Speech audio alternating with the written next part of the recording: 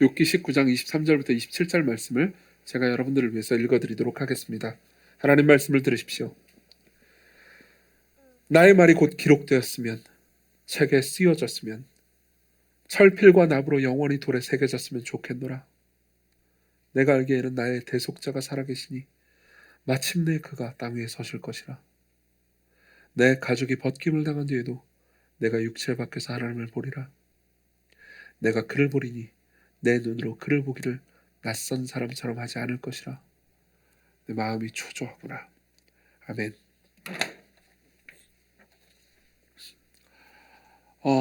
여러분들이 프린트를 다 받으셨을 겁니다. 이 프린트는 제가 개인적으로 욥기를 히브리어에서 번역한 번역본입니다. 번역을 거의 한 마무리되어 가고 있습니다. 제 원래 계획은 오늘 여러분들에게 제 번역본을 선물해 드리는 거였는데 한 주 정도 더 기다려야 될 것 같습니다. 다음 주에는 번역을 다 마무리해서 욥기 전체 42장까지의 내용을 여러분들이 읽을 수 있게 하겠습니다. 이 제 개인 번역은 더 나은 번역은 아닙니다. 개역개정보다. 하지만 좀 더 읽기 쉽게, 그리고 히브리어 원문의 그 운율을 좀 살린 방식으로 번역을 했습니다. 설교를 할 때 제가 계속 이 번역을 참조해가지고 여러분들에게 설교를 할 때 여러분들이 이 번역본을 참조해가면서 설교를 들으시면 되겠습니다. 욥은 거대한 고통을 당합니다. 하루아침에 자신의 재산과 가족들이, 자식들이 다 죽게 되죠. 그리고 나서 잠시 후에 자신의 건강마저도 잃어버리게 됩니다. 그리고 나서 잠시 후에 욥의 새 친구들이 와서 욥을 위로하려고 합니다. 그리고 욥을 위로하기 위해서 여러 가지 이야기를 하고 욥과 더불어서 논쟁을 하는데 결국 욥의 입에서 이런 말이 튀어나옵니다. 16장 2절. 이런 말은 내가 많이 들었나니 너희는 다 재난을 주는 위로자들이구나 라고 말합니다. 그러니까 욥의 새 친구들이 하는 모든 위로가 자기에게는 전혀 위로가 되지 않았고 재난을 주는 재앙이었다. 너희들의 위로는 나한테 재앙이었다. 이렇게 이야기를 하는 거죠. 여기서 우리는 그러니까 위로라는 주제를 좀 맞닥뜨리게 됩니다. 여러분들의 삶에서 고통당할 때 위로자를 필요로 합니다. 맞죠? 누군가 내 옆에서 나를 위로해 줬으면 좋겠습니다. 그리고 그것과 동시에 여러분들이 삶을 살면서 여러분들 주변 사람들이 고통을 당할 때 여러분들이 위로를 해야 할 때가 있습니다. 그 순간을 여러분들은 피할 수 없을 겁니다. 그렇지만 그때 우리는 과연 적절한 말을 해줄 수 있을까요? 여러분들은 나는 위로라고 말을 하긴 했지만 오히려 상대방이 상처받는 거를 본 적은 없습니까? 혹은 내가 위로를 해줘서 상대방이 좀 뭔가 위로를 받은 것 같긴 하지만 과연 이 위로가 적절한 것이었는지에 대해서 의심해 본 적은 없습니까? 저는 이제 교회를 개척하고 이제 좀 있으면 11년이 되는데요. 11년 내내 그런 고생, 그런 마음의 갈등을 겪었습니다. 지금도 사실 겪고 있는 문제이기도 합니다. 저는 많은 방식으로, 그러니까 목사이기 때문이기도 하죠. 그러니까 위로를 요청하는 이야기를 듣습니다.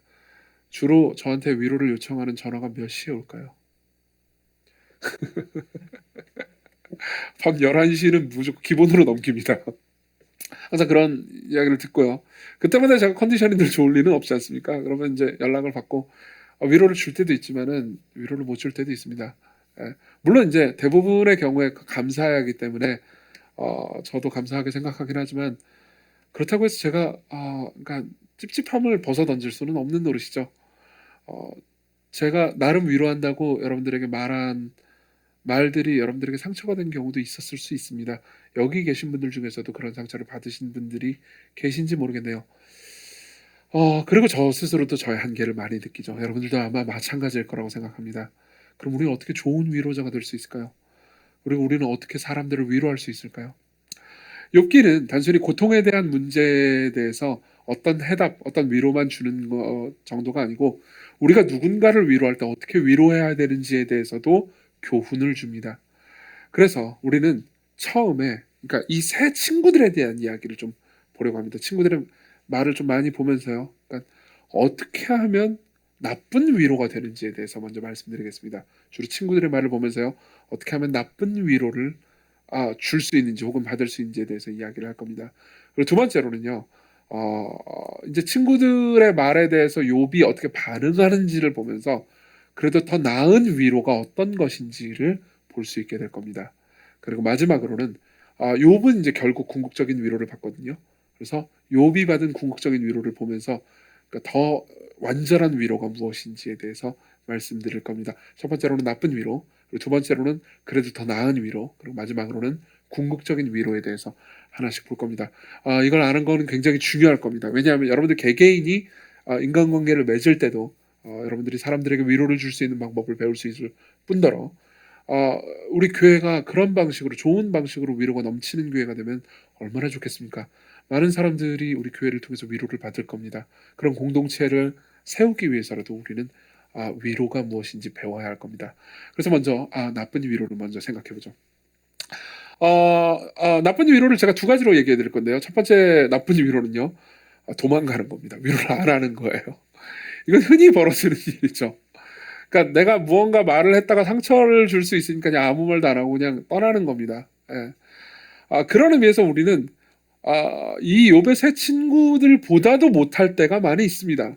우리는 욥의 새 친구들의 말들이 결국 하나님께 의해서 옳지 않다라는 것이 정해졌다는 걸 압니다. 그러니까 하나님께서 욥의 새 친구들의 말이 옳지 않다고 말씀하셨어요. 42장에 말씀을 하시죠. 그렇기 때문에 이 욥의 새 친구들이 욥에게 상처만 주었고, 그러니까 이 나쁜 놈들이다 라고만 쉽게 생각할 수 있습니다. 그렇지만 실제로 이 성경을 보면 2장을 보면요, 욥의 새 친구들이 한 행동은 그래도 꽤나 희생적인 행동이었습니다. 2장 여러분들이 이제 프린트물을 보시면 되겠습니다. 프린트물 1페이지 맨 위에 보면요, 욥의 친구들이 욥을 위로하러 오다 부분이 있습니다. 2장에 보면 제가 읽어드리겠습니다. 11절부터. 그때 욥의 친구 세 사람이 욥이 당한 모든 고난에 대한 소식을 들었습니다. 대만 사람 엘리바스와 수아 사람 빌닷, 나아마 사람 소발은 욥을 달래고 위로하려고 서로 약속해서 찾아왔죠. 그들이 멀리서 욥을 보았을 때 그가 욥인 줄 알아볼 수조차 없었습니다. 그래서 그들은 슬픔을 이기지 못해 소리를 질러 울고 자신의 겉옷을 찢었습니다. 그리고 머리에 티끌을 뿌렸죠. 그리고 그들은 7일 밤낮을 욥 곁에 앉아서 한마디도 하지 않았습니다. 욥의 고통이 너무 처참했기 때문이죠. 라고 말하고 있습니다. 자, 보십시오. 우리는 이 세 명의 위로자들, 상담자들이 그래도 꽤 괜찮은 위로로 시작했다라는 것을 알 수 있습니다. 일단은 먼 발치에서 욥이 당한 재난을 듣고 한 걸음에 약속해서 찾아왔습니다. 그렇죠? 그리고 보자마자 그러니까 거의 몸을 가누기 힘들 정도로 고통스러워하면서 울었습니다. 그리고 바로 잔소리를 시작한 게 아니었어요. 7일 동안 아무 말도 하지 않고 옆에서 위로해주고 울었죠. 사실 이 정도만 해도 우리가 누군가 여러분들을 위해서 이렇게 해준다면은 참 되게 감사하지 않겠습니까? 그렇죠? 그렇기 때문에 사실 이 세 명이 좀 좋은 위로자라고 말할 수는 없겠지만 그래도 위로자가 아닌 것은 아닙니다. 위로자임에는 분명한 거죠. 그렇죠? 이 지점에서 우리가 그러니까 생각해야 되는 지점이 있습니다. 우리는 종종 이런 자리에 가기를 거부합니다. 왜냐하면은 그러니까 힘든 일이기 때문이기도 하고요. 그리고 우리가 섣불리 위로를 했다가 상대방에게 상처를 줄지도 모른다라는 두려움이 우리를 사로잡고 있기 때문입니다. 이해할 수는 있습니다. 사실은 고통스럽기 때문이죠. 누군가 고통당하는 사람의 말을 옆에서 듣는 건 굉장히 큰 고통입니다. 그리고 여러분들의 진을 다 빼놓는 일이기도 합니다. 이런 심정은 사실 그러니까 영화를 보지 않으려고 하는 마음에서도 알 수 있습니다. 나 영화 좋아하는데 무슨 소리지 싶을 수 있겠지만 혹시 그거 아십니까? 옛날에 귀향이라는 영화 기억하시는 분 계신지 모르겠습니다. 몇 년 전의 영화입니다. 보신 분들도 계실 겁니다. 이 영화는 그 위안부로 끌려간 강제로 징용당한 그 이제 우리 할머니들의 소녀 시절 이야기입니다. 이제 몇 년 전에 그 무슨 위안부 할머니들 기억하자 뭐 이런 캠페인하고 맞물려 가지고 많은 분들이 본 걸로 알고 있습니다. 그때 지금 보신 분들도 계실 거고요. 저는 안 봤습니다. 저는 보고 싶었는데도 볼까라는 생각도 들었는데도 일부러 안 봤어요. 왜냐하면은 저하고 제 아내는 안 봤습니다. 왜냐하면 약간 그런 게 있어요. 그러니까 저는 이게 좀 이기적인 마음일 수 있겠죠. 저랑 친하신 분들은 제가 매운 음식을 싫어한다는 걸 알 겁니다. 맞죠? 매운 음식 싫어해요. 그리고 또 공포 영화나 이런 거 별로 안 좋아합니다. 왜냐하면 근본적으로 내가 왜 내 돈 내고 고통을 당해야 되나? 물론 이제 여러분들 중에서 매운 음식이 고통이 아닌 분들도 있을 거예요. 매운 음식이 즐거움인 분들은 있겠지만 저는 고통이란 말이에요. 그렇죠? 아니 난 달고 짠 걸 먹고 싶다고 그런단 말이에요. 근데 마찬가지였어요. 그러니까 위안부 할머니들 그분들 위해서 이제 좀 우리 엄청난 희생을 당하신 분인데 또 도와드리고 위로해드려야지 뭐 이런 생각 안 하는 건 아니에요. 그렇지만 그걸 그냥 보고 싶지도 않다는 거죠. 뭔 말인지 이해되시죠? 돈 내고 보고 싶지는 않다는 거죠. 물론 이제 나중에 좀 약간 죄책감도 들고 그래가지고 결국 보긴 했습니다. 그러니까 극장에서는 안 보고 이제 뭐 사가지고 또 다운받아가지고 보긴 했는데 영화 자체는 그렇게 좋은 영화는 아니었습니다. 영화 자체는 그 소재 진중함과 별개로 영화는 그렇게 뛰어난 영화는 아니었습니다. 하지만 그러니까 이해할 수 있죠. 그 자리에 가고 싶지 않은 겁니다. 그 고통당하는 곳에 있고 싶지 않은 겁니다. 여러분들 중에서도 많은 분들이 그런 경험이 있으실 거고요. 그리고 실제로 그 자리에 있는 분들이 계실 수도 있습니다. 내 주변에 누군가 고통당하고 있습니다. 저 사람에게는 위로자가 필요한 것처럼 보입니다. 그렇지만 내가 굳이 그 자리에 내가 고통당하기 싫기도 하고요. 그리고 내가 괜히 쓸데없이 상처 주는 것 같아가지고 그냥 뭐 냅두면 알아서 위로받겠지. 먼 발치에서 기도해줘야지. 이런 식으로 생각하면서 넘어가는 거죠. 이걸 최악의 위로라고 말하고 싶습니다. 우린 자주 도망갑니다. 이 문제에 있어서 모든 오지랖을 다 부리라는 건 아닙니다. 여러분들 주변에 누군가가 울고 있다면 우리는 우는 자와 함께 울라고 명령하신 주님의 명령을 기억해야 합니다. 우린 도망쳐서는 안 됩니다. 차라리 욥의 세 친구가 그 경우보다는 더 나은 거죠. 근데 이제 이 이야기를 하는 게 욥의 주제는 아니니까 새 친구 이야기로 넘어가죠. 그러면은 이제 하나는 도망가는 거고요. 또 하나는 이제 뭡니까? 율법적 혹은 종교적인 위로입니다. 이건 잘못된 위로입니다. 그리고 이 위로가 그러니까 이 욥의 새 친구들이 시도하려고 했던 거죠. 내용은 간단합니다. 첫 시간에 제가 말씀드렸지만은 욥의 새 친구들의 주장을 요약하자면 네가 지금 이렇게 큰 고통을 당하는 이유는 네가 저지른 어떤 죄 때문이다라는 거였죠. 물론 여러분들이 오해하지 말아야 되는 게 하나 있습니다. 우리의 죄 때문에 당하는 고난이 분명히 있다는 겁니다. 예컨대 여러분들이 다윗이 생애 말년에 당한 고난들을 보면은 대부분 다윗의 죄 때문에 생긴 고난이라는 것을 아실 수 있을 겁니다. 그리고 우리가 겪는 고통과 고난 중에서는 어떤 경우에는 우리의 죄 때문에, 그러니까 우리의 게으름 때문에 당하는 고난도 있을 수 있고요. 우리 정욕과 탐욕 때문에 당하는 고난들도 있을 수 있습니다. 그렇죠? 그리고 그 모든 고난이 또 다 죄 때문이 아니다라고 생각하는 것은 어리석은 일이 될 겁니다. 오히려 내 죄가 무엇인지 분명히 이해하고 그 죄에 대해서 돌이켜 회개하고 그리고 하나님 앞에 나아가서 용서를 받으며 그리고 내가 변화받으려고 노력하는 것이 훨씬 더 지혜로운 길이겠죠. 그렇지만 삶을 살다 보면 분명히 이게 욥이 다루는 고난인데요. 분명히 이유를 모르는 고난이 있습니다. 여기 중에서 상당수가 실제로 코로나 걸렸다가 이제 오신 분들도 계실 겁니다. 그리고 지금 인터넷으로 예배드리는 분들 중에서 이제 코로나에 걸려서 지금 집에 계신 분들도 있을 거고요. 여러분들은 왜 코로나에 걸렸습니까? 여러분들이 무엇을 잘못했기 때문입니까? 직접적으로 여러분들이 질병에 걸리게 된 이유가 있습니까?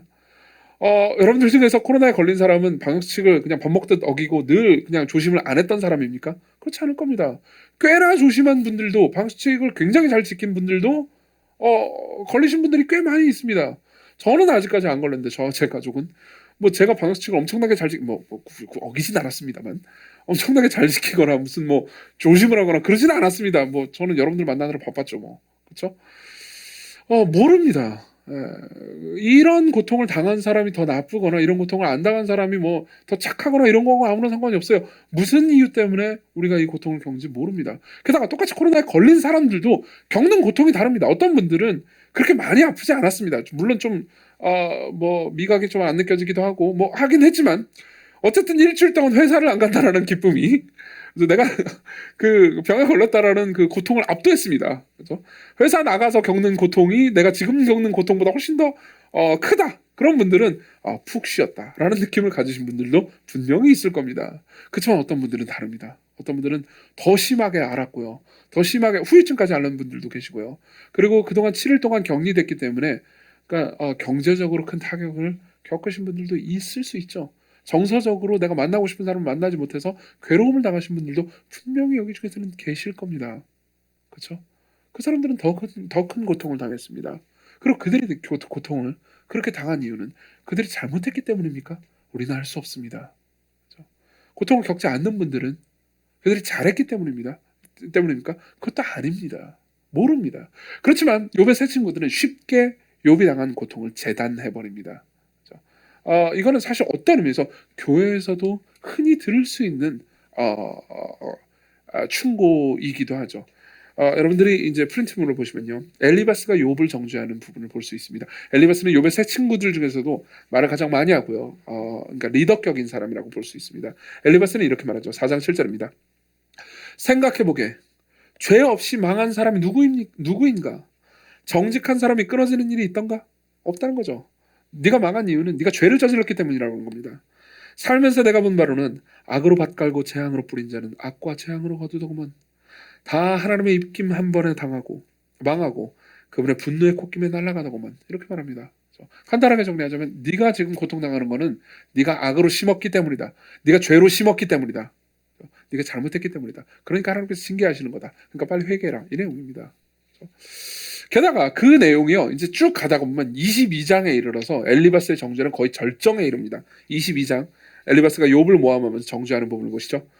자네의 악이 크기 때문 아닌가? 자네가 그렇게 고통당하는 거는 자네의 죄악이 끝이 없기 때문 아닌가?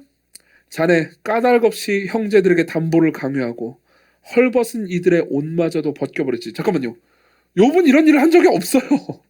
욥은 이런 나쁜 짓을 한 적이 없습니다. 근데 엘리바스는 네가 이렇게 나쁜 짓을 했잖아 라고 구체적으로 욥이 안 한 일을 모함해 가면서 욥을 비난합니다. 계속 읽어드리죠. 자네 목마른 자에게 물을 주지 않았고 배고픈 자에게 빵을 주지 않았지. 그런 적 없어요. 욥은. 자네 권세를 이용하여 땅을 차지하고 지위를 이용해 거들먹거리며 그 땅에 거했지. 자네 과부를 빈손으로 돌려보내며 고아들의 팔을 부러뜨려 학대하였어. 그러기에 이제 네가 올무에 걸려들었고 갑작스레 공포가 자네를 덮친 걸세. 그래서 어둠이 자네를 보지 못하게 하고 홍수가 자네를 덮친 거야 라고 말하죠. 그렇죠? 자, 보십시오. 이쯤 되니까 욥이 하지 않은 일까지도 했다고 말하면서 욥을 정죄합니다. 네가 이렇게 거대한 고난을 당하는 이유는 그에 상응하는 거대한 잘못을 저질렀기 때문이다 라는 일종의 인과응보적인 신학 때문이었습니다. 다른 친구들도 크게 다르지 않습니다. 여러분, 빌다시 욥을 정죄하는 부분도 보죠. 이 부분을 보다 보면 여러분들이 익숙한 구절도 만나게 될 수 있습니다. 읽어드리죠. 8장입니다. 2페이지죠. 하나님께서 심판을 잘못하시겠는가? 전능자가 정의를 왜곡하시겠는가? 자네 자식들이 그분께 죄를 지었음에 분명하네. 그래서 주님이 그들을 벌하신 게요. 보세요. 10명의 자식들이 한 번에 죽었죠. 그렇죠?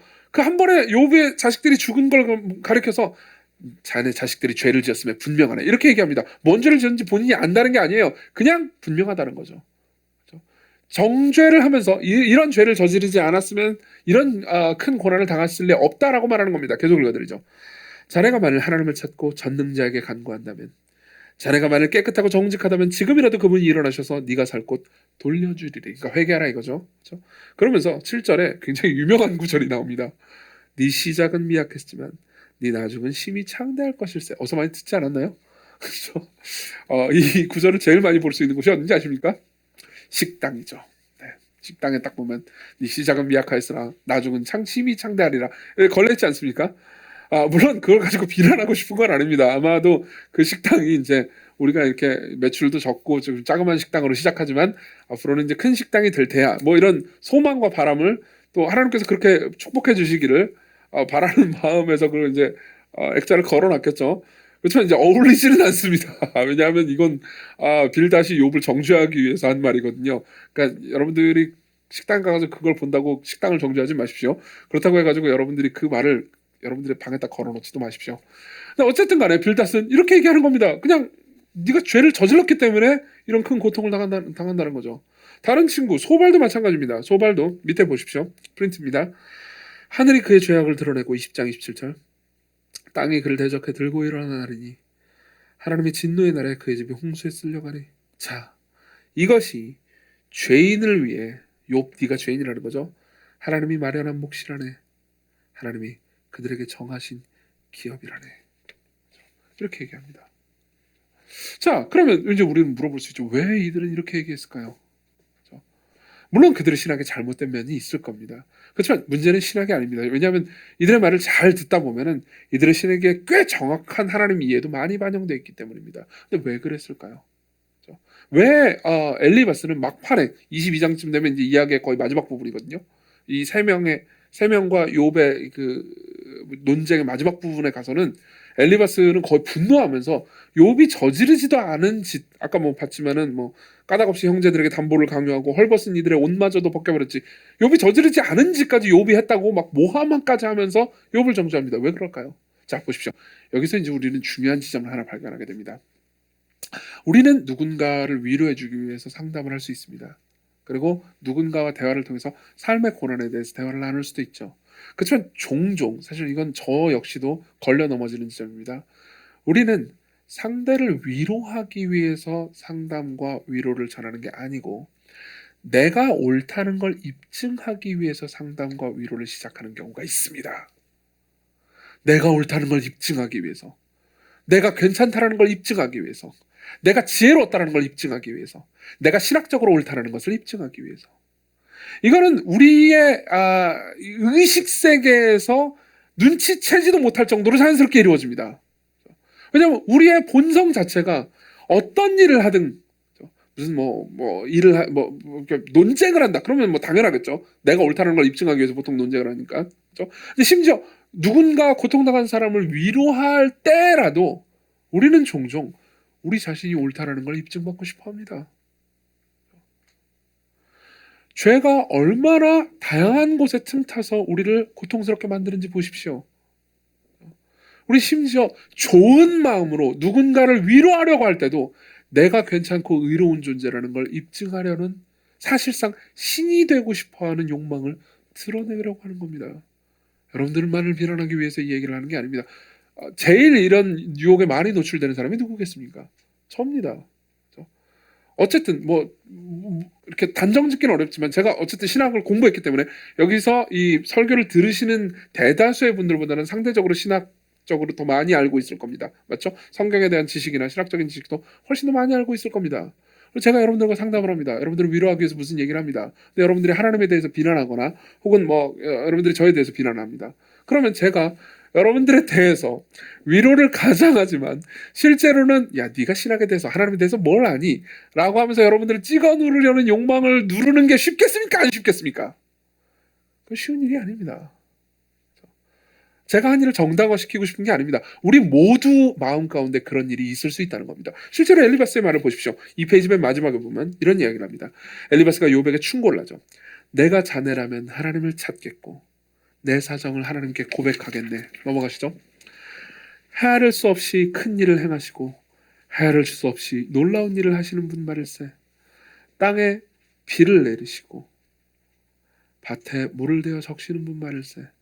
낮은 자를 높이시고 애통하는 자들을 안위하시는 분 말일세. 자, 보십시오.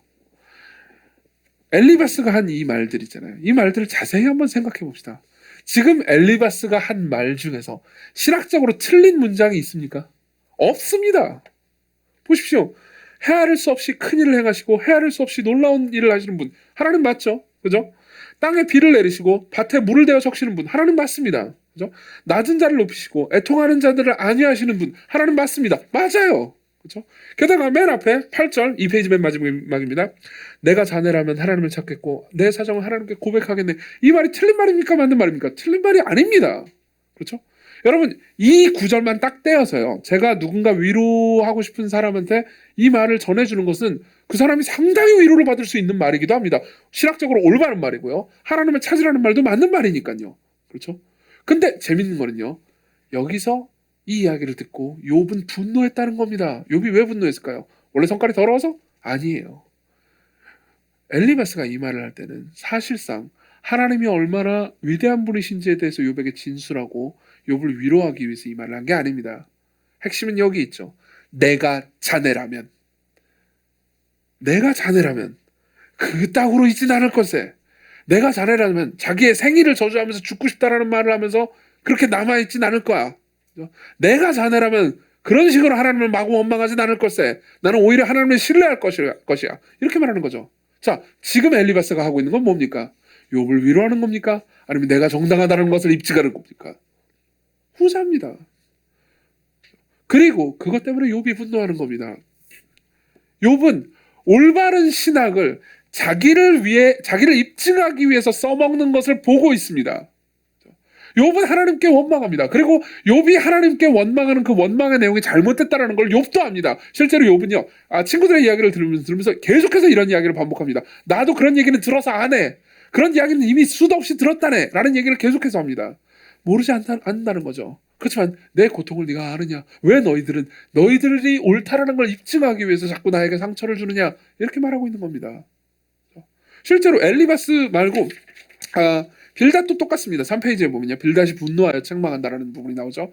그러자 수앗 사람 빌닷이 대답했습니다. 욥이 한참 이야기하는 걸 듣고 나서 빌닷이 말하는 거죠. 자네 언제까지 말을 늘어놓을 겐가? 정신 좀 차리게. 우리도 할 말 좀 하겠네. 어찌 너는 우리를 어리석은 짐승처럼 보는가? 자네 눈에 우리가 어리석은가? 이렇게 말합니다. 그러니까 빌닷이 분노했던 지점은 이건 거예요. 우리를 바보 취급했다 이거죠. 이 세 친구들의 주된 상담, 위로의 목표는요, 본인이 의롭다라는 것을 드러내는 데 있었습니다. 그리고 이게 실패하는 지점이었죠. 그리고 진짜 무서운 부분은 이들의 신학이 때때로 옳다는 겁니다. 전부 다 그러지는 않는다는 거예요. 때때로 옳다는 겁니다. 아까 엘리바스의 말, 5장에 나오는 엘리바스의 말을 우리가 들어서 이미 확인했지만, 엘리바스가 하나님을 묘사하는 부분은, 그러니까 치명적으로 잘못된 부분이 중간중간 가끔 나오지만 대체로 옳습니다. 그리고 그렇기 때문에 오히려 더 무섭습니다. 크레이그 바솔로미라는 구약학자가 있습니다. 이 사람은 욥기에 대해서 굉장히 탁월하게 분석한 책을 하나 냈습니다. 그리고 그 책에 보면 이 세 친구의 상담을 굉장히 분석해서 계속 정리를 해놓은 부분이 있거든요. 그 부분에서 크레이그 바솔로미는 이렇게 얘기합니다. 들어보십시오. 그 친구들이 바라본 하나님은 어떤 분인가? 확실히 그 친구들의 견해에는 정통적인 요소가 많다. 정통신학이라는 거죠. 그들은 이 세상을 초월하시면서도 그 일들에 깊이 관여하시는 하나님에 관해 성경적인 견해를 가졌으며 그분의 공의를 인식하고 있었다. 그들은 인간의 삶이 하나님 앞에 있음을 바르게 이해하고 그분이 기도를 들으시고 응답하심을 알았다. 하지만 그들은 하나님이 하나님 되심이 지닌 의미를 알지 못했다. 그들이 생각하는 하나님은 자신의 기계적인 신학에 맞게 축소된 존재였다. 그들은 정통적인 입장에 섰을지 모르지만 고통 속에 있는 욥에게 그들은 전혀 도움이 되지 않았다. 여러분 보십시오. 우리가 하나님을 신학적으로 정확하게 이해한다는 것이 우리가 사람들을 도울 유일한 자격이 되는 것은 아닙니다. 우리는 왜 신학적인 내용을 정확히 알고 있습니까? 우리는 우리가 알고 있는 내용을 정확하게 알고 있는 것을 통해서 뭘 얻고자 합니까? 나는 신학적으로 옳은 존재야라는 자기 입증을 얻고 싶어 합니까?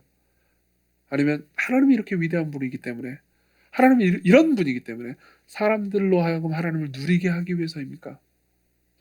내가 알고 있는 지식은 나를 입증하기 위해서입니까? 아니면 하나님과 사람들을 섬기기 위해서입니까? 이 문제입니다. 이 그러니까 신학적인 내용도 아니에요. 이 마음의 자세의 차이가 여러분들을 최악의 상담자로 만들 수도 있고, 그리고 여러분들을 사람들을 섬기는 사람으로 만들 수도 있습니다.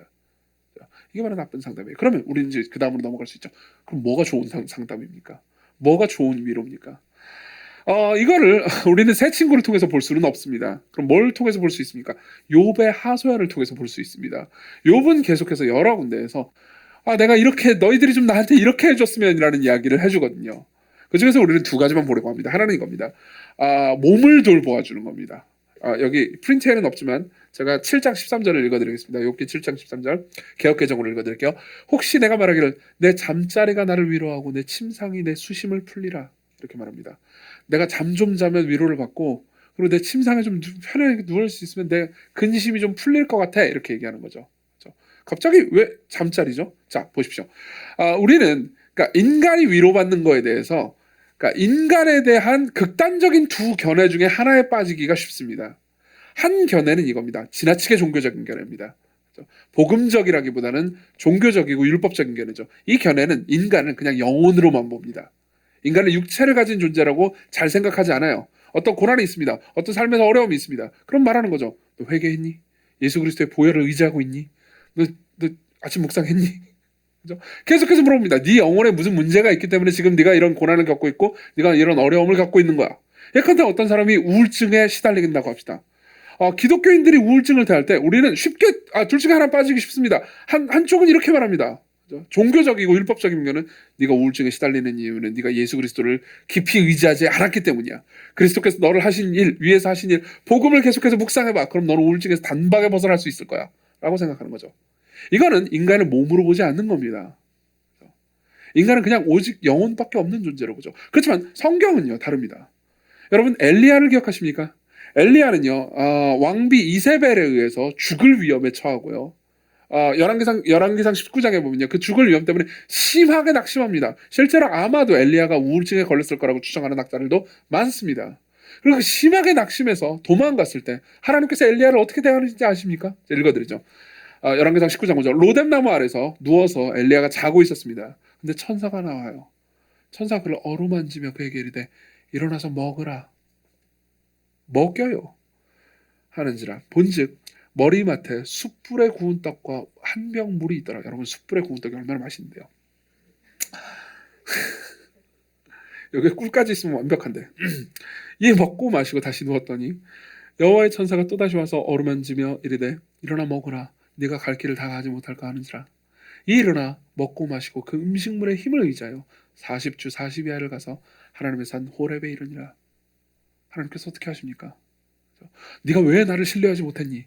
다시 모세오경을 철저하게 읽도록 하여라. 이렇게 하셨습니까? 아니요. 먹을 걸 주셨습니다. 예수님의 제자들은 예수님을 다 배신했습니다. 그러면 십자가에 달리실 때 제자들은 다 도망가 버렸습니다. 맞죠? 물론 사도 요한은 멀찌감치 쳐다보고 있긴 했지만요. 그 중에서 예수님의 배신이 가장 충격적인 사람은 누구였을까요? 베드로였습니다. 베드로는 죽기까지 예수님을 따른다고 말한 사람이었어요. 그리고 예수께서 부활하신 다음에 베드로를 다시 만날 때 예수께서 베드로에게 뭐라고 말씀하는지 아십니까? 예수께서 이르시되 와서 아침 식사를 해라. 조반을 먹으라. 요한복음 21장. 먹이십니다. 왜 그럴까요? 성경은 알고 있습니다. 성경은 우리 육체의 상태가 우리의 마음과 깊이 연결되어 있기 때문에 우리가 육체적으로 어떤 상태에 있을 때 마음도 쉽게 낙심할 수 있다는 것을 명확하게 이해하고 있는 겁니다. 그렇죠? 근데 또 다른 극단도 있습니다. 또 다른 극단은 그냥 세속주의적 극단입니다. 세속주의적 극단은요, 인간을 영혼으로 보지 않습니다. 인간이 하고 있는 모든 걸 그냥 물리적인 현상으로만 봅니다. 여러분들이 사랑을 하고 있어요. 그건 여러분들의 뇌에서 그냥 도파민이 나왔기 때문입니다. 이런 극단적인 견해에 있는 사람들은 우울증에 걸린 사람은 이렇게 생각합니다. 정신과를 가보게. 정신과를 가가지고 네 몸에 적절한 약을 잘 찾아가지고 처방을 받아가지고 약을 먹으면 너는 해결될 수 있을 거야. 혹시 여기 중에서도 우울증이나 여러 가지 다른 방식으로 고통을 겪고 계신 분들이 있을 겁니다. 그렇죠? 그리고 여러분들 중에서 많은 분들이 정신과에서 약을 먹은 분들도 계시겠죠. 그렇죠? 물론 그건 유용합니다. 정신과 가지 말라는 얘기는 절대 아닙니다. 하지만 여러분들 모두가 다 얘기할 수 있을 겁니다. 그 약 처방이 여러분들에게 도움이 꽤나 되긴 했겠지만 여러분들의 문제를 과연 해결했나요? 않을 겁니다. 않을 겁니다. 최소한 저와 상담했던 모든 사람들은 문제를 궁극적으로 해결하지 못했다고 저한테 고백했습니다. 왜냐하면 인간은요 단순히 몸이 아니기 때문입니다. 인간은 단순히 몸인 것도 아니고 단순히 영혼인 것도 아닙니다. 세속주의자들은 인간을 몸으로만 대하려고 합니다. 지나친 종교적이고 율법주의자가 사람은 인간의 영혼의 문제로만 생각합니다. 그렇지만 성경은 다릅니다. 성경은 인간이 영혼과 육체를 가지고 있다고 말합니다. 무슨 말입니까? 여러분들이 때로 누군가를 위로할 때 여러분들이 그 사람을 위로하는데 몸을 편하게 해주고 안락하게 해주는 것이 상대방을 위로하는데 꽤나 도움이 된다는 겁니다. 이 문제에 있어서 가장 어떻게 보면 신학자 중에서 잘 알고 있는 사람은 마르틴 루터일지도 모릅니다. 16세기 종교개혁자였던 마르틴 루터는요, 그러니까 그 스스로도 우울증을 심하게 앓았고요. 왜냐하면 고난을 너무 많이 심하게 당했거든요. 그리고 우울증을 걸린 사람들을 치료하거나 돕는 데도 탁월한 글들을 많이 남겼습니다. 근데 그 중에서, 그러니까 우울증에 걸린 사람들, 특히 귀신 들림을 경험한 사람들을 섬기는데 가장 중요한 첫 번째로 이걸 해야 된다고 말한 게 뭔지 아십니까? 맛있는 음식을 챙겨서 먹여라 했습니다. 맛있는 음식을 먹여라. 너무 마음에 들어요. 루터. 왜 그랬을까요? 루터는 성경적인 견해를 가지고 있었기 때문입니다. 루터는 인간이 단순히 몸이거나 단순히 영혼일 거라고 생각하지 않았습니다. 루터는 궁극적 회복은 복음에 의해서만 가능하다는 것을 알고 있었습니다. 그렇지만 처음부터 그들에게 복음부터 말하는 것이 지혜롭지는 않다는 것도 또한 알고 있었습니다. 먹인 거죠. 여러분들이 누군가를 도우려고 한다면 어떻게 해야 되겠습니까? 그렇죠? 이야기를 듣습니다. 그럼 우리 하나님께 기도해야지. 그럼 금요기도 모임에 나와라. 이게 끝이 아닙니다. 여러분. 금요기도 모임 8시 반이니까 그 전에 조금 일찍 보자.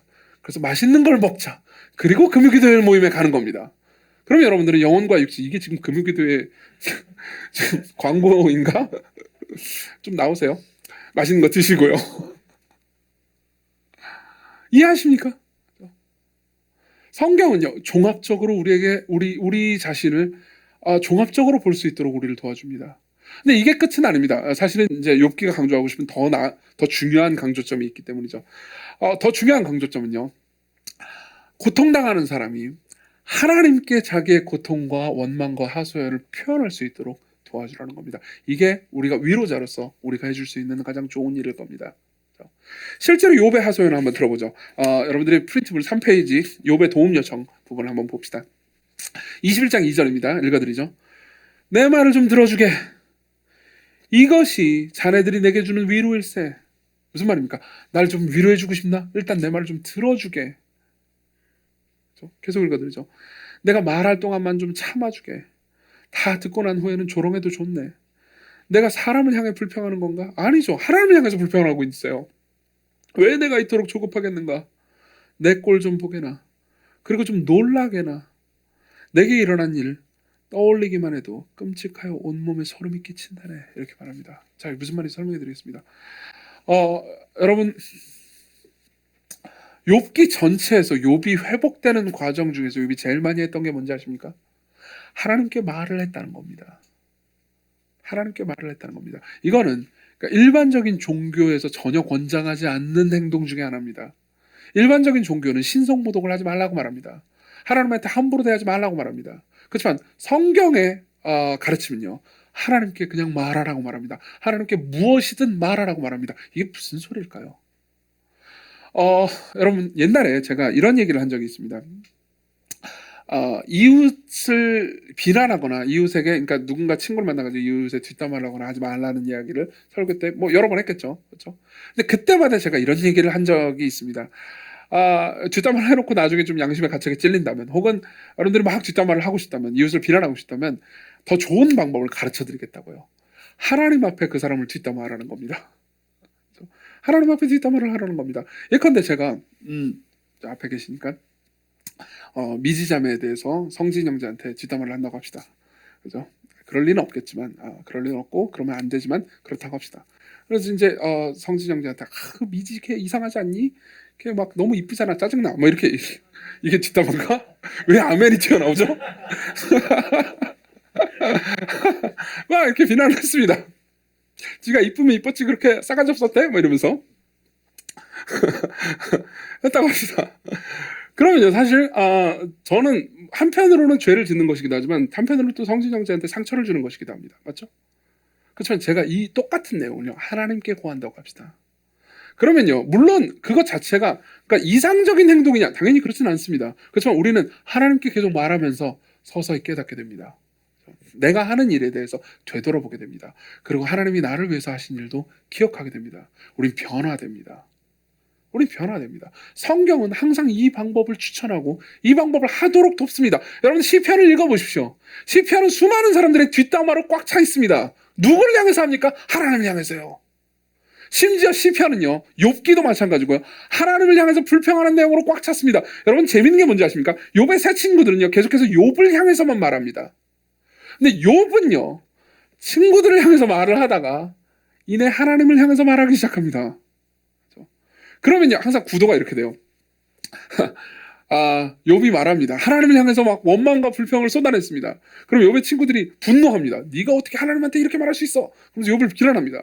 그럼 욥은 발끈해가지고, 야, 너네들 왜 이렇게 나한테 가혹하게 구냐? 나 죄 안 지었다고 그렇게 말을 하다가 다시 대상이 하나님으로 바뀌어요. 근데 하나님, 저는 너무 억울해요. 그러면 하나님께 말하는 걸 듣고 욥의 새 친구들이 또 화가 나가지고 욥한테 잔소리를 합니다. 그럼 욥한테 대꾸를 했다가 또 하나님께 말합니다. 보십시오. 욥이 뭘 하는지. 욥은 계속 하나님께 불평합니다. 이건요, 욥을 치료하는 중요한 부분이었습니다. 욥은 이렇게 말하고 있는 겁니다. 제발 내가 하나님께 계속 말할 수 있게 나를 좀 내버려둬요. 내가 하나님께 말하는 걸, 내가 말하는 내용들이 잘못됐다라는 거를 내가 모르는 게 아니에요. 근데 난 너무 고통스럽다고요. 나는 하나님이 기계가 아니라는 걸 알고 있어요. 나는 하나님이 인격이라는 걸 알고 있어요. 나는 하나님께 내가 이렇게 소리치고 있다면, 내가 하나님께 때로는 분노까지 담겨 있어서 소리치고 있다면 그분이 나를 들으실 걸로 믿고 있어요. 이렇게 얘기하는 거죠. 근데 계속 친구들은 말합니다. 그딴 식으로 말하면 안 된다고. 너는 지금 잘못됐다고. 너의 신학은 문제와 오류가 있다고. 이해되십니까? 여러분들 중에 어떤 분들은 이런 생각이 들 수 있습니다. 하나님께 이렇게 불평을 하라고 지금 얘기하는 거야? 이건 너무 신성모독적이지 않나? 여러분, 성경은요, 그 신성모독적인 내용들을 그냥 담고 있습니다. 왜 담고 있습니까? 게다가 욥의 말이요, 친구들의 말보다 더 의롭다고 하나님께서 선언하시기까지 합니다. 왜 그럴까요? 정말 하나님은 인격이시기 때문에 여러분들의 말을 듣고 싶어 한다는 겁니다. 근데 어떤 분들은 이렇게 생각할 수 있습니다. 여기 계신 분들 중에서 혹시 나는 신이 있는지 없는지 잘 모르겠고 거기에 대해서 알아보러 왔다, 이렇게 계신 분들도 계실 수 있을 겁니다. 그러면요, 그런 분들한테는 이런 이야기들이 허무하게 들릴지도 모릅니다. 무슨 신이 있는지 없는지도 모르는데 왜 신학에 불평을 하라는 거야. 내가 보기에는 그것도 어리석어 보여 라고 생각하는 분들도 계실지 모르겠습니다. 그렇지만 자, 들어보십시오. 예를 하나 들어드리죠. 하나님께 불평한다는 것이 때로는 신앙의 행위가 될 수 있다는 것을 한번 입증해 보겠습니다. 보십시오. 바트 어만이라는 사람이 있습니다. 이 사람은 원래는 기독교인이었습니다. 원래는 기독교인이었고 프린스턴 신학교의 신학생이기도 했습니다. 그러다가 이제 자신이 성경을 좀 연구하고 하다가 뭐가 어떻게 됐든 간에 비평하게 빠졌고요. 그리고 나서 이제 하나님의 존재와 여러 가지 것들에 대한 의문을 품기 시작했습니다. 이 바트어만은 이름을 기억해 놓으십시오. 왜냐하면 그 다음번 설교 때 이 사람이 또 인용될 거니까요. 왜냐하면 이 사람은 욥에 대한 글을 쓴 적이 있기 때문입니다. 바트어만이 무신론자가 됐어요. 그리고 나서 이제 회의론자가 돼서 이제 자기 신을 버렸습니다. 기독교를 버렸어요. 그리고 나서 기독교를 심하게 비판하는 책들을 꽤나 많이 냈습니다. 그리고 바트어만의 삶은 되게 잘 풀렸어요. 그 이후로 본인이 기독교에 대해서 비판하는 책들이 꽤 많이 팔렸습니다. 그리고 본인이 기독교를 비판하는 사람으로서의 대중성과 학문성을 인정받았기 때문에 어느 학교의 교수가 되고 교수에서 종신교수 자리까지 땄습니다. 그러니까 인생이 정말 잘 풀린 거예요. 그리고 나서 바트어만은 이런 말을 합니다. 이건 아마 굉장히 제가 볼 때 재미있는 말인데 들어보십시오. 나는, 본인이 말입니다, 내 삶이 너무 환상적이어서 큰 감사를 느낀다. 너무 인생이 잘 풀렸거든요. 그 무엇으로도 다 표현할 수 없을 만큼 나는 운이 좋은 사람이다. 하지만 내게는 이 감사를 표현할 대상이 없죠.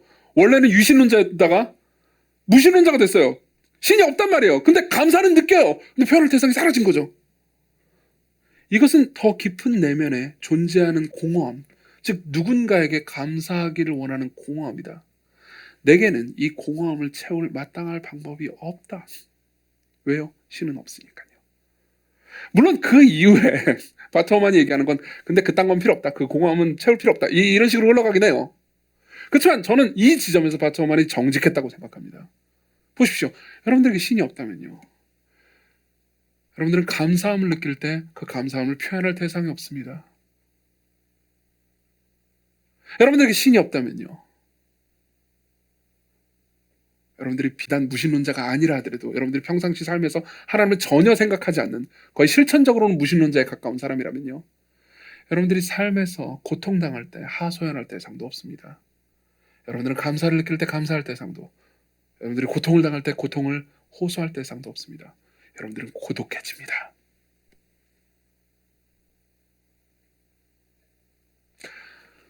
그러나 여러분들이 그것이 심지어 하나님을 향한 원망과 불평이라 하더라도 그 말을 하나님께 하고 있잖아요. 그 말을 하나님께 하고 있다면요, 여러분들은 위로를 받을 수 있게 됩니다. 여러분들은 고독해지지 않을 수 있게 됩니다. 여러분들은 의미와 가치를 느끼게 됩니다. 그리고 확신컨대 하나님은 그걸 듣고 계십니다. 그럼 여러분들은 어떻게 더 좋은 위로자가 될 수 있습니까? 여러분들은 고통당하는 사람들을 어떻게 더 좋은 위로로 이끌 수 있습니까? 그 사람의 말을 들으십시오. 그리고 그 사람으로 하여금 그 사람과 더불어서 하나님께 말하도록 돕는 겁니다. 그 내용이 어떤 것이든요, 그 사람과 연합해서 그 사람의 마음을 가지고 함께 하나님께 말하는 겁니다. 그 사람이 하나님께 말할 수 있도록 인도해 주는 겁니다. 그 사람이 하나님께 말할 수 있도록, 하나님께 무슨 말을 하든 간에 하나님께 말할 수 있도록 그 사람을 품어주는 겁니다. 이게 더 나은 위로자예요. 자, 그러면은 여기까지 우리가 이야기를 들었으면 이제 우리는 더 궁극적으로 위대한 위로자에게 나아갈 수 있는 준비가 됐습니다. 자, 그러면 이제 우리는 이렇게 생각해보죠. 그러면은 당신의 말은 이런 거군요. 율법주의적으로 정죄하는 방식의 위로를 하면 안 되고, 그죠? 그리고 그 사람이 영혼일 뿐만 아니라 몸이라는 걸 인정하면서 잘 섬겨줄 뿐만 아니라 그 사람이 하나님께 말할 수 있도록 감정적으로 현실적일 수 있도록 인도해주면 된다는 군요. 그 사람은 그냥 긍정해주면 된다는 거군요. 그럼 끝인가요? 아니요, 그럼 끝이 아닙니다. 놀랍게도 욥은요, 이 이야기 쭉 끝에 가면요, 회개를 합니다. 그죠? 욥이 잘못한 게 없는데 고난을 당했다는 게 모티프잖아요. 전체 이야기잖아요. 근데 욥은요, 마지막에 회개를 합니다. 왜 회개했는지에 대해서는 지금 다 얘기할 수는 없을 겁니다. 아마 이제 욥기 설교를 계속해서 반복해가면서 이제 욥이 자기중심성이 어떤 것이었으며 왜 회개할 수밖에 없었는지에 대해서 보게 될 겁니다. 오늘 다 이야기를 할 수 없습니다. 그렇지만 실제로요, 42장 6절은 이렇게 말합니다. 욥이 하는 말이에요. 하나님의 말씀을 다 들은 다음에 그러므로 내가 스스로 거두어드리고 티끌과 재 가운데서 회개하나이다 라고 말합니다. 여기서 스스로 거두어드리고라고 번역된 단어 있잖아요. 이 단어는 무슨 의미인지 아십니까? 내가 스스로를 경멸합니다라는 뜻입니다. 나는 이제 나를 경멸합니다. 그리고 나는 이제 하나님 앞에 회개합니다. 이렇게 말하는 거죠. 그렇죠? 근데 여기서 회개하다라고 번역된 단어 있지 않습니까? 이 단어가 무슨 뜻인지 아십니까? 이 단어는요, 욥기 내내 굉장히 많이 등장했던 단어입니다. 근데 욥기의 다른 부분에서 이 단어가 등장했을 때는 전부 다 위로로 번역되어 있어요. 이 단어는 위로라는 뜻입니다. 무슨 말이냐면 이런 뜻이죠. 욥은 이렇게 말한 겁니다. 그러므로 내가 스스로 거두어드리고 티끌과 재 가운데서 위로를 받습니다. 근데 왜 회개한다고 번역했을까요? 그게 문맥에 맞기 때문입니다. 티끌과 재라는 표현은 회개와 어울리는 표현입니다. 게다가 스스로를 경멸한대요. 회개라는 말이죠. 근데 이건 뭘 의미하는지, 왜 그때 위로라는 단어를 썼을까요? 욥은 왜 굳이 자신의 회개를 위로라는 단어로 표현했을까요? 왜냐하면 욥이 회개할 때 진정 위로를 경험했기 때문입니다. 그죠? 그 문제는 오늘 다 얘기하지 않고 다음에 이야기할 겁니다. 근데 욥은 어떻게 하다가 위로를 받았을까요? 욥은 그냥 불평만 해가지고 위로를 얻을 수 있었을까요? 아니요. 욥이 위로를 얻었던 지점은, 궁극적인 위로를 얻었던 지점은 바로 여기였습니다. 6절에서 욥이 내가 회개하나이다 라고 말했잖아요. 근데 5절에서 뭐라고 말하는지 아십니까? 바로 윗절에서 읽어드리죠. 내가 주께 대하여 귀로 듣기만 하였사오나 이제는 눈으로 주를 배웠나이다. 무슨 말입니까? 하나님께서 말씀하셨습니다. 자, 여기서 욥은 위로를 얻었습니다.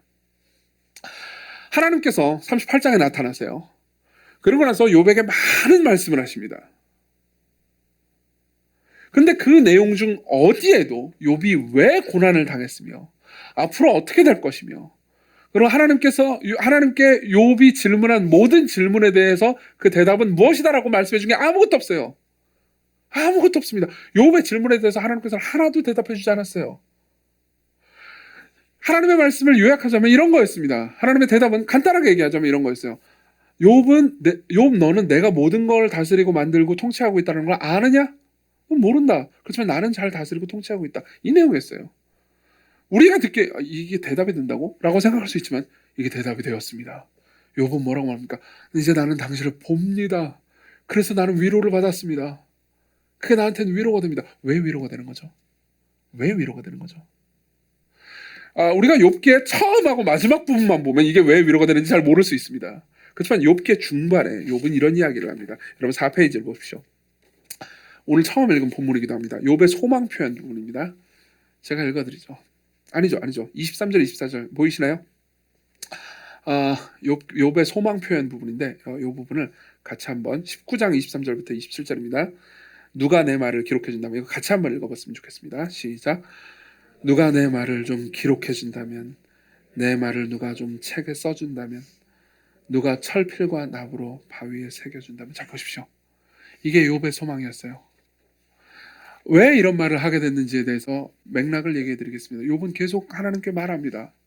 하나님께 계속 구합니다. 하나님은 답이 없어요. 그리고 내가 하나님께 뭔 말을 하잖아요. 그럼 친구들이 와가지고 그딴 말 하지 마 이러고 있어요. 욥이 느낀 건 뭐였을까요? 고독감이죠. 맞죠? 그리고 욥은 말합니다. 내가 뭘 말하든 아무도 안 들어주는구나. 일단 이 친구들이 말을 안 듣는 건 확실해 보입니다. 그리고 하나님도 안 듣고 있어요. 그럼 내 후세에 누군가는 좀 들어줬으면 좋겠는 거예요. 난 너무 원통합니다. 난 너무 억울합니다. 내 말을 누가 좀 들어줬으면 좋겠어요. 하나님도 안 듣고 친구들도 안 듣습니다. 그러니까 누가 좀 써줬으면 좋겠어요. 철필과 나무로 바위에다 좀 써줬으면 좋겠습니다. 내 말이 기록됐으면 좋겠습니다. 누가 내 말을 써서 책으로 내줬으면 좋겠습니다. 아무도 나를 듣지 않아요. 그러다가 하나님이 나타나신 겁니다. 그리고 말씀하신 거죠. 그 말의 내용이 어찌됐든지 간에 욥은 확신을 얻을 수 있는 게 있었습니다. 뭐죠? 이 친구들은 안 듣고 있었지만 하나님은 듣고 있었다는 거죠. 하나님은 듣고 있었다는 거죠. 여기서 우리는 궁극적인 위로를 얻을 수 있습니다. 하나님은 여러분들이 말하는 것을 듣고 계십니다. 하나님께서는 여러분들이 무엇을 말하든 듣고 계십니다. 어떻게 하냐고요? 욥을 보십시오. 욥이 무슨 말을 하든 다 듣고 계셨습니다. 욥은 말합니다. 누가 내 말을 좀 기록해 준다면, 내 말을 누가 좀 책에 써준다면, 여러분 그걸 아십니까? 다 써 있잖아요. 욥기를 보십시오. 욥이 한 말이 다 기록되어 있습니다. 다 책에 썼습니다. 하나님께서 이 모든 내용을 다 듣고 계셨어요. 철필과 나무로 바위에 써진 게 아니고요. 책으로 써졌고요. 여러분들 핸드폰 안에도 들어가 있습니다. 여러분들 핸드폰의 앱 안에서 욥이 살아 숨쉬고 있습니다. 맞죠? 하나님께서 기억하셨습니다. 그럼 여러분들은 물을 수 있죠. 내 말은 어떻게 기억하시나요? 욥의 말은 기억하신 게 맞는 것 같은데, 들으신 게 맞는 것 같은데, 내 말도 기억해 주시나요? 예, 여러분들의 말도 기억해 주십니다. 여러분들의 말도 기억해 주십니다. 그걸 어떻게 하나요? 그리스도를 보십시오. 그분은요, 욥의 질문에 대한 궁극적인 대답입니다. 욥은 어떤 사람이었습니까? 욥은 위로받지 못하는 사람이었습니다. 욥은 자기 친구들 모두에게 버림받은 사람이었습니다.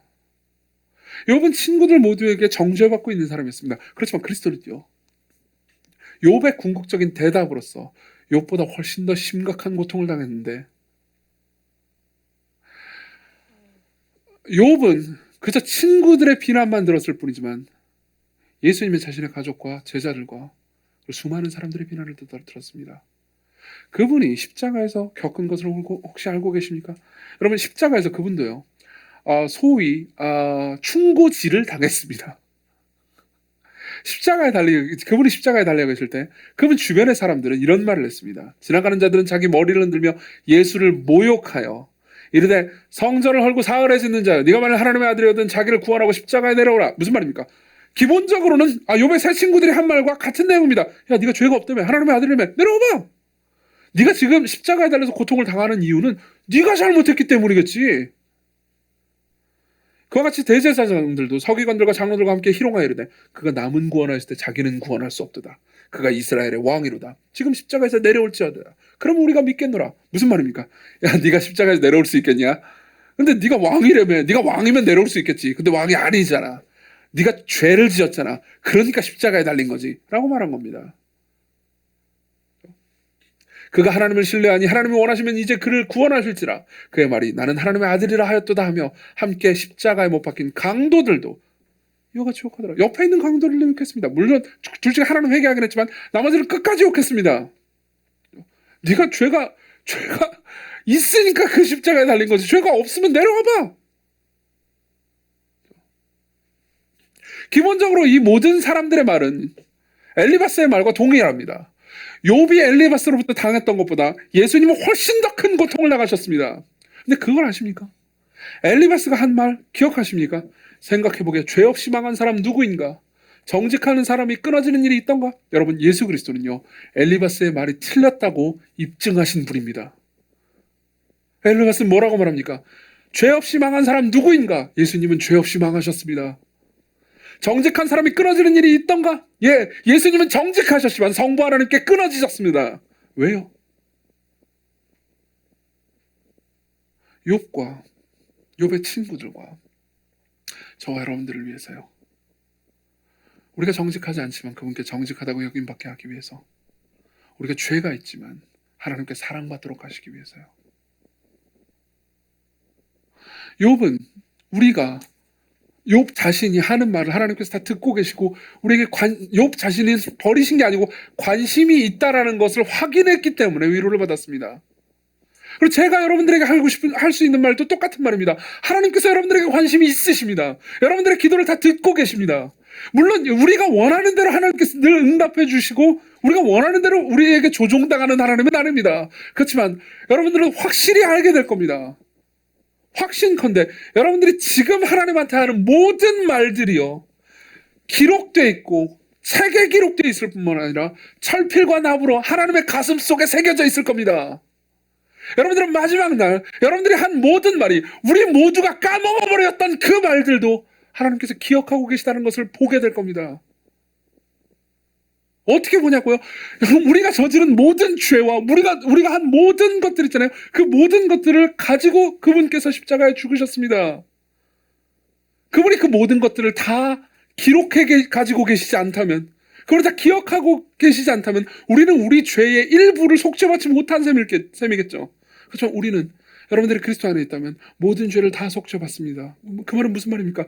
우리가 저지른 죄, 우리가 한 말, 우리가 한 착한 행동들, 우리가 한 못된 행동들, 그 모든 것들을 하나님께서 다 기억하고 계시다는 거죠. 하나님께서는 여러분들을 외면하지 않으십니다. 그리스도를 보십시오. 그분이 여러분들의 궁극적인 위로입니다. 그분이 우리가 한 어떤 말이든 하나님께서 하나도 허투루 듣지 않으시고 걸러 듣지 않으셨다 라는 궁극적인 증거입니다. 우리가 한 모든 기도 제목, 우리가 한 모든 고통에 대한 원망의 값을요 그분이 치르셨기 때문이죠.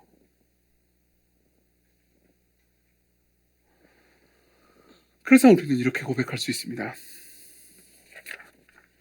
제가 페이지의 마지막에 하이델베르크 교리문답을 실었습니다. 하이델베르크 교리문답은 17세기 독일에서 만들었던 공과학 교재입니다. 1문은 이렇게 물어보죠. 살아서나 죽어서나 당신의 유일한 위로는 무엇입니까? 살아서나 죽어서나 나는 나의 것이 아니요 몸도 영혼도 나의 신실한 구주 예수 그리스도의 것입니다. 그리스도께서는 그의 보혈로 나의 모든 죄값을 완전히 치르고 나를 마귀의 모든 권세에서 해방하셨습니다. 또한 하늘에 계신 나의 아버지의 뜻이 아니면 머리털 하나도 땅에 떨어지지 않도록 나를 보호하시며 참으로 모든 것이 합력하여 나의 구원을 이루도록 하십니다. 그러므로 그의 성령으로 그분은 나에게 영생을 확신시켜 주시고 이제부터는 마음을 다하여 즐거이 그리고 신속히 그를 위해 살도록 하십니다. 여러분들이 이 내용 안에 있는 깊이를 아십니까? 여러분들은 그리스도로 인해서 누리는 위로를 아십니까? 이 모든 것들을 다 모르겠다면 제가 여러분들에게 드리고 싶은 말씀이 있습니다. 그저 그분께 말하십시오. 그리스도께로 오십시오. 그분께 말하십시오. 여러분들이 하는 모든 말은 하나도 땅에 떨어지지 않을 겁니다.